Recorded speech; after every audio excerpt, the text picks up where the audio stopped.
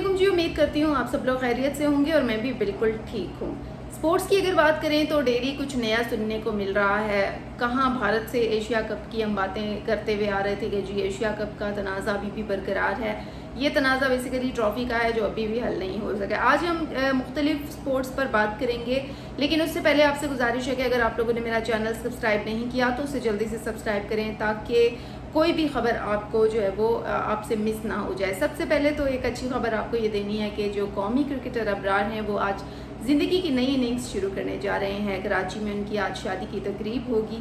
गुज़िश्ता रोज़ की बात करें तो उनकी मेहंदी की तकरीब मुनक्किद हुई, जबकि अब उन्होंने इंस्टाग्राम पर अपनी स्टोरी भी पोस्ट की और वो जो है वो काफ़ी खुश दिखाई दी है। आगे चलते हैं और पाकिस्तान और जनूबी अफ्रीका के माबैन होने वाली सीरीज़ की बात करें तो बहुत ज़्यादा एक्साइटमेंट पाई जा रही है, क्योंकि रीसेंट एशिया कप खेलने के बाद अब पाकिस्तान और जनूबी अफ्रीका की ये सीरीज़ को लोग एंजॉय करेंगे, क्योंकि होम ग्राउंड पर ये सीरीज़ होने जा रही है।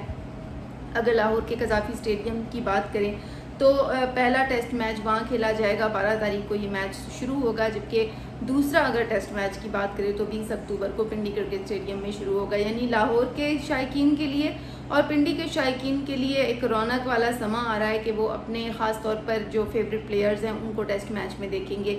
बाबर आजम और मोहम्मद रिजवान का चौंके कम बैक है टेस्ट मैच में, तो वो मैच भी जो है वो शायकीन क्रिकेट के लिए ज़ाहिर है इंटरेस्टिंग तो होगा ये टेस्ट सीरीज़, लेकिन उसके साथ साथ अपने फेवरेट प्लेयर्स को दोबारा ग्राउंड में देखने का मौका मिलेगा, क्योंकि एशिया कप में हमने देखा कि काफ़ी जो है वो मिस किया गया था बाबर आजम और मोहम्मद रिजवान को, और काफ़ी सारे लोगों की राय थी कि उनको एशिया कप में होना चाहिए था।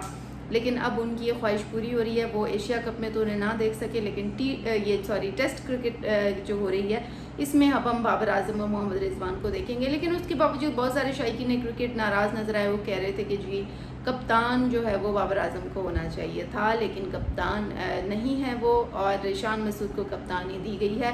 तो इस हवाले से काफ़ी हम देख रहे हैं कि तनकीद की जा रही है सोशल मीडिया के ऊपर। चीफ सिलेक्टर आकिब जावेद पर भी तनकीद की जा रही है कि वो किस तरह का सिलेक्शन करते हैं। बहरहाल ये पाकिस्तान से ख़बर थी। जनूबी अफ्रीका की टेस्ट सीरीज़ अभी एशिया कप के बाद होने वाली है, जबकि दूसरी खबर जो आपसे शेयर करनी थी, नई दिल्ली से ये खबर है कि स्टेडियम में आवारा कुत्तों ने किस तरह से हमला किया और 2 कोचेस को ज़ख्मी भी कर दिया। आप देखें ना, इस तरह की चीज़ें अनहोनी वाक़यात होते हैं, स्टेडियम में भी नज़र रखनी पड़ती है कि जी, और इससे कबल भी वहाँ पता चला कि आवारा कुत्तों ने दीगर शहरियों को भी ज़ख्मी किया था। तो ये एक अनहोनी है कि नई दिल्ली के स्टेडियम में कीनिया और जापान के कोचेस को आवारा कुत्तों ने दबोच लिया है, और इस हवाले से जो है वो अगर मज़ीद तफसीलात में जाएँ तो थोड़ी तफसीलात भी जानने की कोशिश करते हैं कि आखिर फिर हुआ क्या। तो अगर बात करें तो वर्ल्ड पैरा एथलेटिक चैम्पियनशिप हो रही थी, जिसमें इंटरनेशनल इवेंट में जो है वो कुत्तों ने हमला कर दिया। आपका इंटरनेशनल इवेंट है, उसमें कुत्तों का क्या काम था, लेकिन ये कि वहाँ पर अब देखें किस तरह से आवारा कुत्तों ने ये 2 कोचेस पर हमला किया है। कीनिया के कोच डेनियस मोमांसो और जापान के असिस्टेंट कोच मैकू ओतोमास्तो ने जो है वो कुत्तों ने हमले का निशाना बनाया, और ख़ासी इस पर भारत में तनकीद भी हुई है कि एक इंटरनेशनल इवेंट आपके यहाँ हो रहा है और आप जो है वो इस तरह के वाक़यात को कंट्रोल करने में नाकाम हैं, और इंटरनेशनल कोचेस को उन्होंने ज़ख्मी बनाया है। अगर वेमेन वर्ल्ड कप की बात करें तो वेमेन वर्ल्ड कप इस वक्त जारी है, और गुज़िश्ता रोज़ जनूबी अफ्रीका 69 रन पर ढेर हो गई, जबकि इंग्लैंड ने 10 विकेटों से हरा दिया जनूबी अफ्रीका को। ये एक अच्छी खबर है वेमेन वर्ल्ड कप। वेमेन देखें, अगर ख़वातीन के वर्ल्ड कप की बात करें तो ख़वातीन वक्त के साथ साथ ख़ुद को इम्प्रूव कर रही हैं। ख़ास तौर पर अब जिस तरह से कल के मैच के लिए सभी इंतज़ार कर रहे हैं कि पाक इंडिया का टाकरा होगा वेमेन वर्ल्ड कप, ये एशिया कप के बाद ये इंटरेस्टिंग टाकरा होगा जिसका सभी को इंतज़ार है। लेकिन यहाँ पर प्रॉब्लम ये है कि जो हमारी वेमेन क्रिकेट टीम है उसका भी मेंस वाला ही हाल है, और अगर तो उन्होंने जान ना लगाई और प्रेशर को कंट्रोल ना किया तो फिर हम वेमेन वर्ल्ड कप भी यानी इसमें भी ये मैच हम इनसे हार जाएंगे। और सभी शायकीन क्रिकेट की नज़रें हैं कि जी वेमेन वर्ल्ड कप एटलीस्ट ये वाला जीत जाएँ, ताकि जो है वो हम लोगों को थोड़ी सी खुशी हो कि नहीं, कोई मैच हम इंडिया से जीत गए हैं। तो इसका सभी लोग इंतज़ार कर रहे हैं। एक और अच्छी खबर आपसे शेयर करनी थी, फीफा वर्ल्ड कप का तो आपको पता ही है, फीफा वर्ल्ड कप सभी पसंद करते हैं, मुझे खुद बहुत पसंद है इनके मैचेस।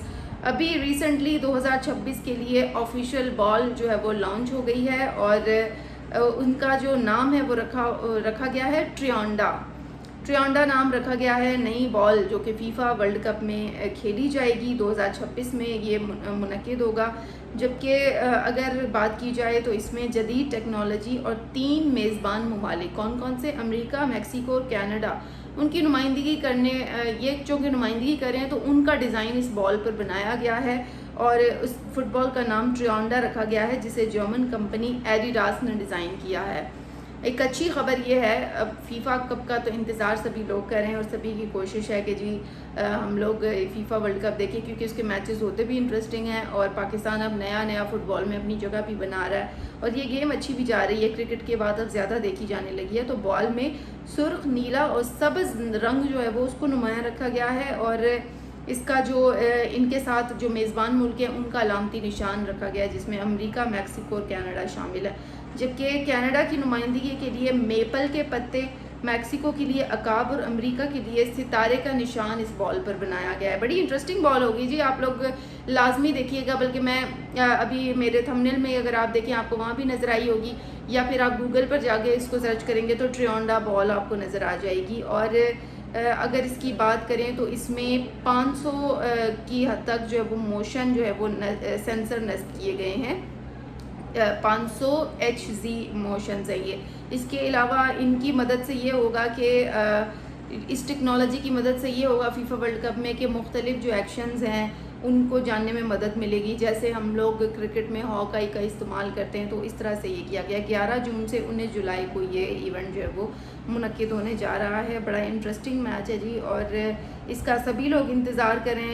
डेफिनेटली आप लोग भी इंतज़ार कर रहे हैं। अब थोड़ा सा जो है ना ट्रॉफ़ी का जिक्र कर लेते हैं। पाक भारत के दरमियान ट्रॉफ़ी वाला मामला अभी भी फंसा हुआ है, ये हल नहीं हुआ है क्योंकि भारत के जो कप्तान हैं, भारतीय टीम के कप्तान सूर्या कुमार यादव, वो फ़िलहाल नहीं जा रहे हैं दफ्तर से लेने। और इस वक्त अगर इंडिया की बात करें तो इंडिया में ये खबरें गर्दिश कर रही हैं कि जो मोहसिन नकवी साहब हैं ICC के सदर, उन्होंने माफ़ी मांग ली है इंडिया से और BCCI से माफ़ी मांग ली है, उन्होंने ट्रॉफ़ी भी वापस कर दी है। तो इस वक्त इंडिया के मुख्तलिफ पेजेस को अगर आप जाके देखें और इंडिया में ये खबर गर्दिश कर रही है, वो किस तरह से डेली एक फ़ेक न्यूज़ चला रहे हैं। और इससे पहले भी उन्होंने फ़ेक न्यूज़ चलाई थी जिसमें मोहसिन नकवी साहब ने ये क्लैरिफाई किया था कि ऐसा कुछ भी नहीं है। जब उन्होंने माफ़ी मांगने के हवाले से खबर चलाई थी तो उन्होंने कहा था कि ना कभी माफ़ी मांगी है ना कभी माफ़ी मांगूंगा।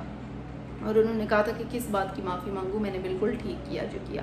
जब खिलाड़ी स्टेज पर आएंगे नहीं तो इंतज़ामिया को यही काम होता है ना कि वो चीज़ें लेकर फिर चले जाते हैं। तो इसी तरह से ही हुआ।